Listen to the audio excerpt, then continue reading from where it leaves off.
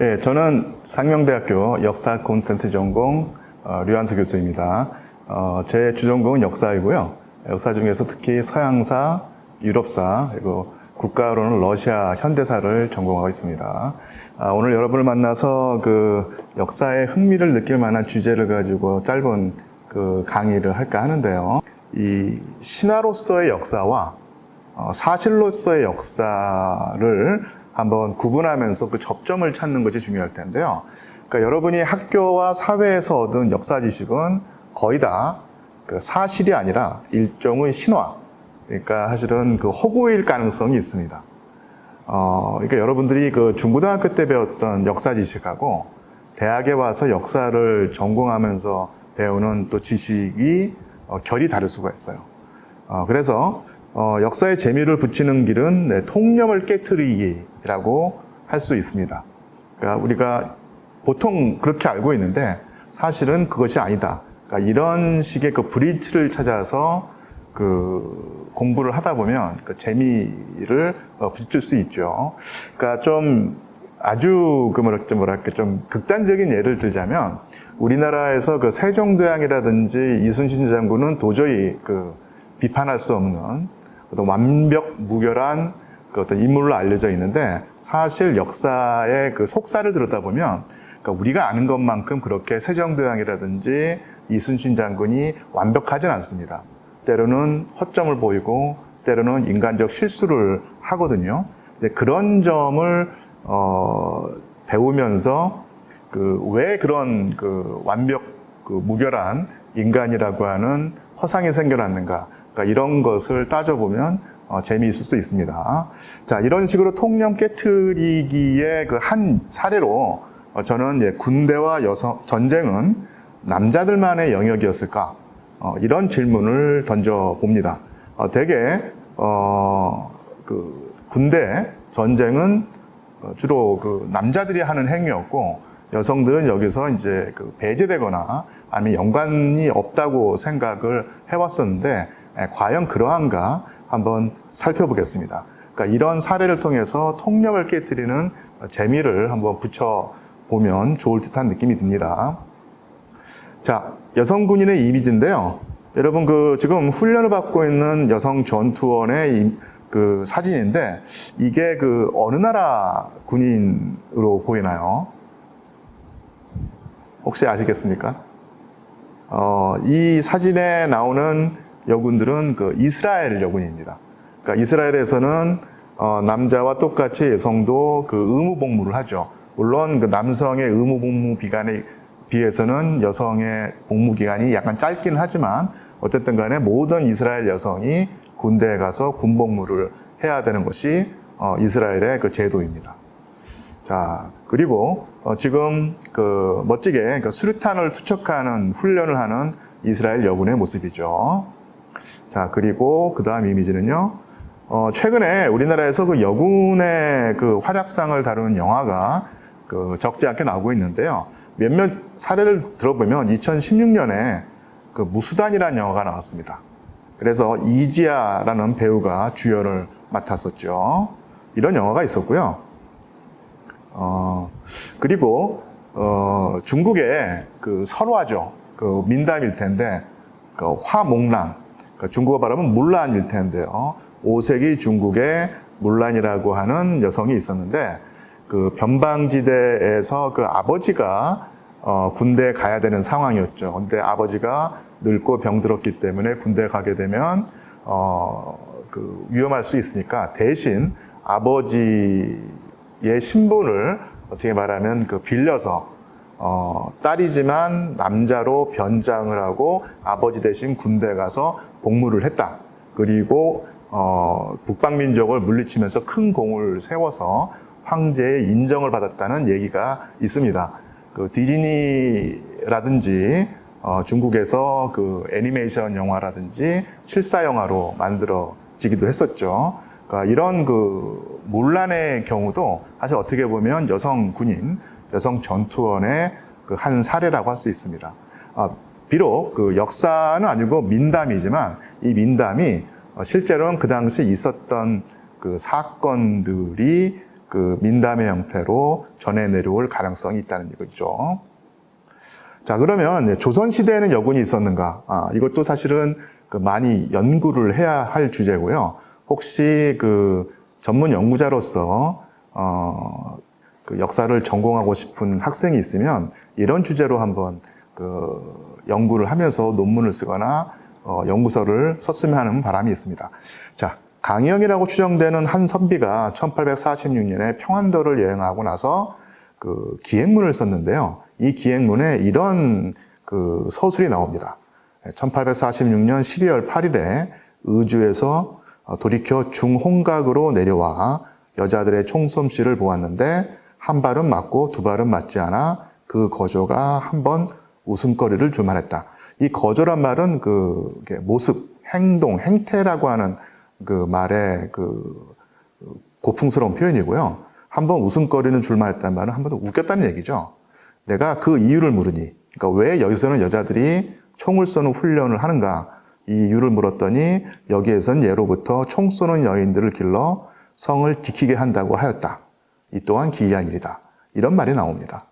자, 여기서 우리는 조선시대에도 비록 그 한양이라고 하는 중심부는 아닐지라도 이 변방이었던, 특히 이제 국경지대였던 이 의주에는 최소한 의주에는 여성 군인이 있었을 것이라는 어떤 사실을 알 수 있습니다. 그런데 여기서 저는 이런 생각을 해요. 이 그 선비가 여성들의 이 그 의주 여성의 그 총솜씨를 보고 이제 비웃었는데 한 발밖에 안 맞았다는 얘기죠. 세 발 중에. 근데 이 당시 총은 오늘날 같은 소총이 아니라 화승총입니다. 상당히 명중률이 떨어지는 총이거든요. 그래서 세 발을 쏴서 두 발을 맞췄다는 것은 상당히 총솜씨가 좋은 경우예요. 요즘으로 치자면 그 명사수로 아니면 특등사수로 선정되어서 포상휴가를 갈 만큼 아주 뛰어난 군인으로서 솜씨를 보였던 것입니다. 이런 그 군대를 잘 모르는 한양 선비가 오해를 했던 것이죠. 자, 그래서 이런 식으로 그 사료를 계속 읽다 보면은 여성 군인에 관한 증거가 나올 것이고 이것들을 모아서 연구를 하면 상당히 훌륭한 그 역사 논문, 역사 그 연구소가 나올 가능성이 있습니다. 자, 그러면 한번 구체적으로 역사의 실제 인물들을 다뤄보죠. 여성 군인하면 가장 먼저 떠오르는 사례가 중세 프랑스의 잔다르크일 것입니다. 자, 그 당시 그 프랑스와 영국이 전쟁을 하고 있었는데 프랑스가 상당히 위기에 있었죠. 이때 그 동네미라고 하는 시골 마을에서 자란 그 소녀였던 잔다르크가 프랑스 왕태자에게 와서 자기에게 군대를 주면 잉글랜드군, 영국군을 물리쳐 주겠다고 하는 부탁을 합니다. 당시 위기에 그 몰려있던 프랑스 왕실에서는 물에 빠진 사람이 지푸라기라도 잡는다는 심정으로 이 소녀에게 군대를 줘서 전투에 내보내죠. 그런데 놀랍게도 잔다르크가 놀라운 그 지휘력을 발휘해서 프랑스군의 사기를 북돋고 영국군을 물리치게 됩니다. 여기까지는 당연히 역사적 사실이고요. 많은 사람들이 알고 있는 이야기죠. 자, 그래서 결국 그 전쟁에서 승리를 거둔 잔다르크의 힘을 빌어서 이 프랑스의 왕태자가 그 샤를 7세로 그 왕위에 오르고 이 프랑스는 일대 전기를 맡게 되는데요.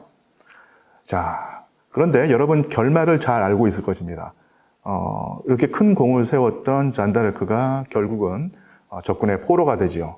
그리고 영국군에게 넘겨주고 영국군 손아귀 해서 재판을 받습니다. 그리고 마녀라고 하는 판정을 받죠. 그래서 이 그림에 나온 것처럼 군대를 이끌고 프랑스를 구했던 그리고 왕태자를 프랑스 국왕에 올렸던 잔다르크가 결국은 적군에게 포로가 되어서 화형대에 올라서 비참한 최후를 마치게 됩니다. 이 그림 세 가지가 그 잔다르크의 일대기를 보여주는데요. 당시에 그 유럽에서는요, 귀족은 사실은 칼에 죽음을 당하고 평민들은 밧줄로 죽음을 당합니다. 사형수일 경우에. 하지만 마녀일 경우에는 이것은 악마와 접촉을 한 그 사악한 존재이기 때문에 완전히 영혼까지 소멸해야 한다는 생각을 해서 화형에 처했던 것입니다. 그리고 결국 그 재판에서 마녀 판정을 받은 잔다르크가 화형을 당했던 것이죠.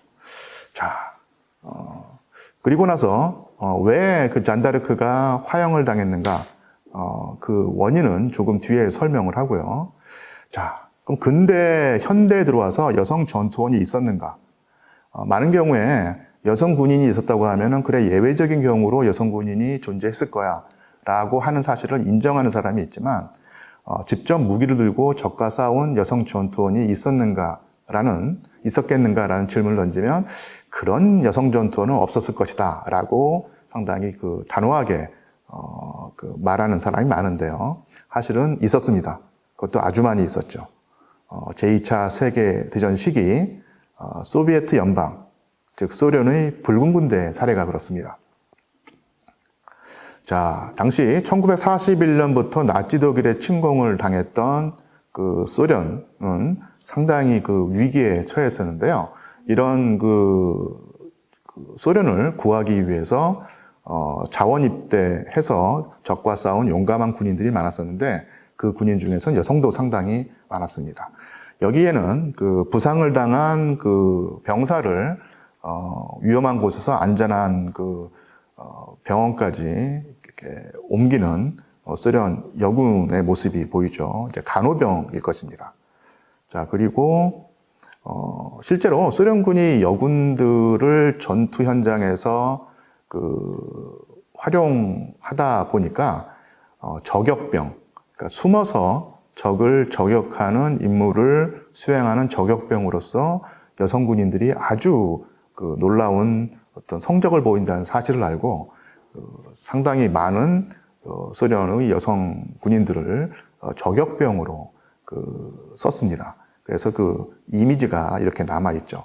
특히 이 오른쪽에 있는 그 여성 저격병은 상당히 높은 정가를 올려서 훈장도 받고 이 당시 그 대중 매체에 널리 홍보되어서 유명인이 되었습니다. 그리고 이 왼쪽에 있는 사진에 보이는 소련 저격병의 그 얼굴을 보면 상당히 앳되죠. 되게 그 18세부터 22세 사이의 젊은 여성들이 이 저격병으로 많은 활약을 했습니다. 그리고 결국 그 소련이 1945년에 독일을 물리치는데 이런 승리에 여성들이 적지 않은 이바지를 했던 것이 엄연한 역사적 사실입니다. 자, 그리고 육군뿐만 아니라 공군과 해군에서도 소련 여성들이 큰 활약을 했는데요. 이 사진도 상당히 유명한 이미지입니다.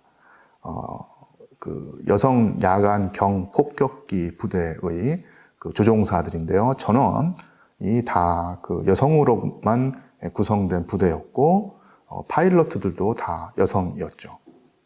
사실 그 비행기 조종사는요, 가장 뛰어난 그 지력과 체력과 판단력이 요구되는 엄청나게 그 전문적인 그 직책이었었는데 이런 직책을 맡은 여성들이 남성 못지않은 어떤 실력을 발휘하면서 전투에서도 남녀 간의 차별이 격차가 있지 않다는 사실을 널리 알린 사례로 지금까지 많이 그 이야기되고 있습니다.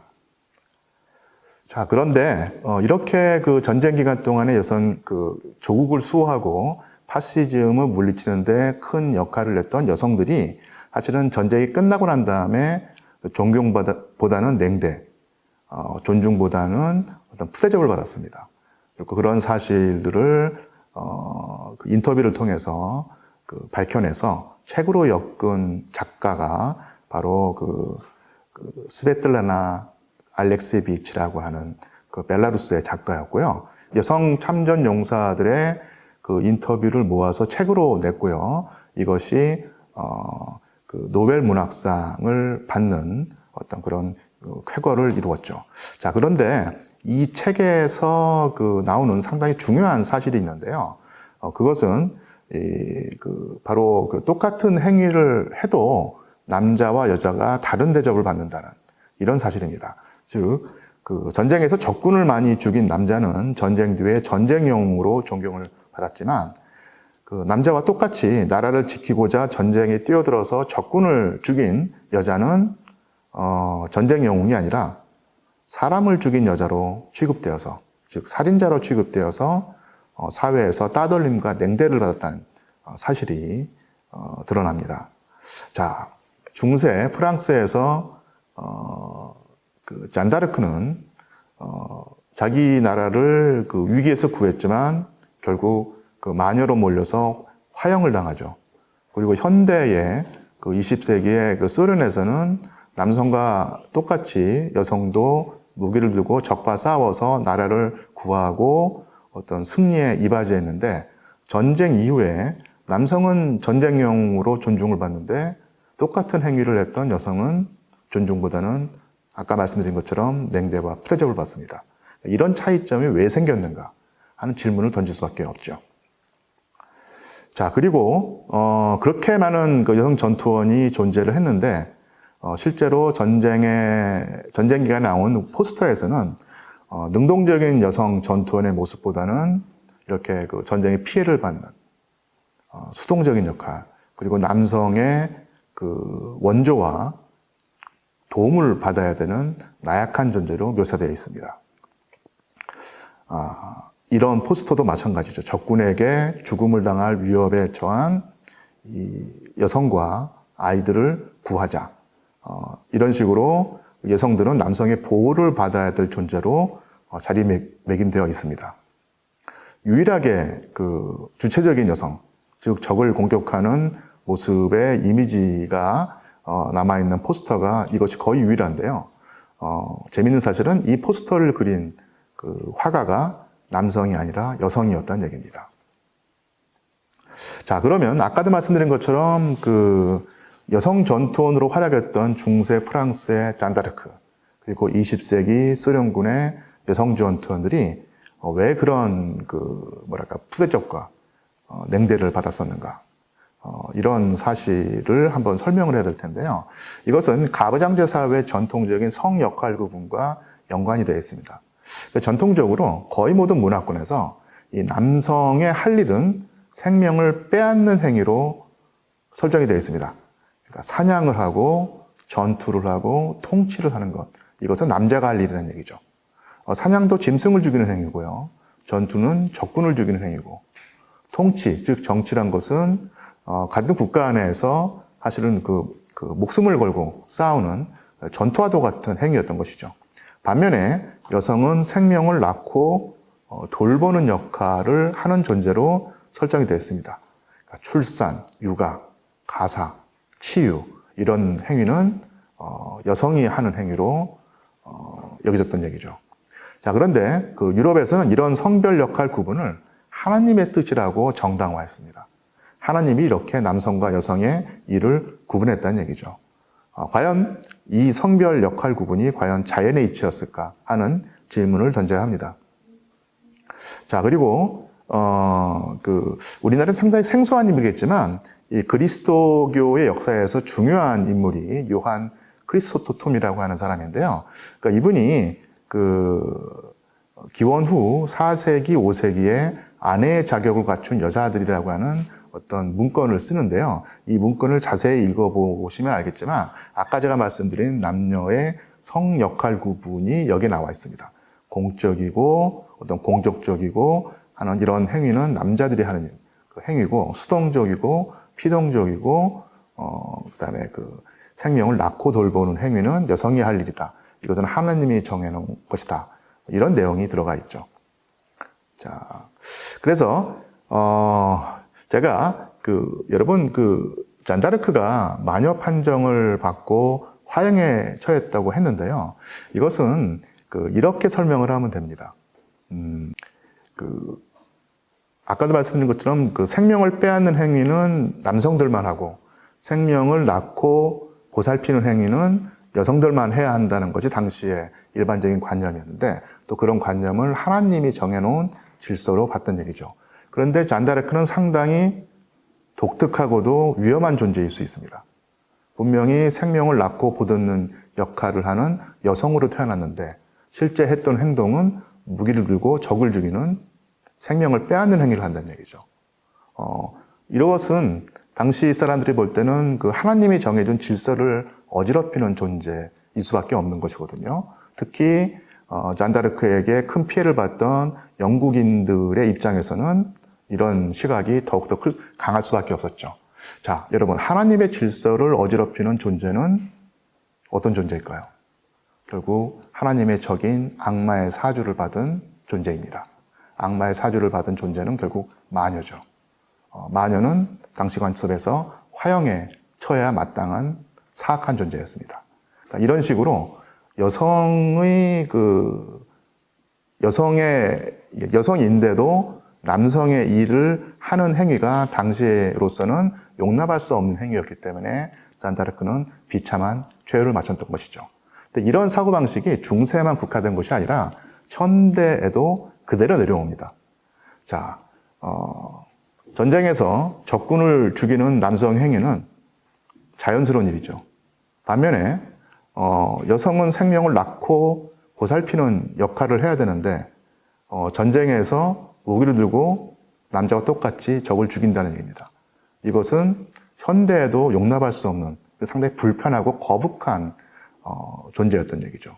그래서 결국 살아남아야 하는 극한적인 그 상황이었던 전쟁에서는 이것을 잠시 용납할지 몰라도 다시 그 평화가 돌아와서 정상적인 삶이 유지될 때는 적을 죽이는 여성의 존재란 것은 역시 상당히 거북하고 불편한 존재입니다. 그런 그 시선 때문에 전후에 여성들은 전쟁 영웅보다는 사람을 죽인 자, 따돌림을 받아야 할 자로 여겨져서 냉대를 받았다는 얘기죠. 자, 이렇게 설명할 수 있겠고요.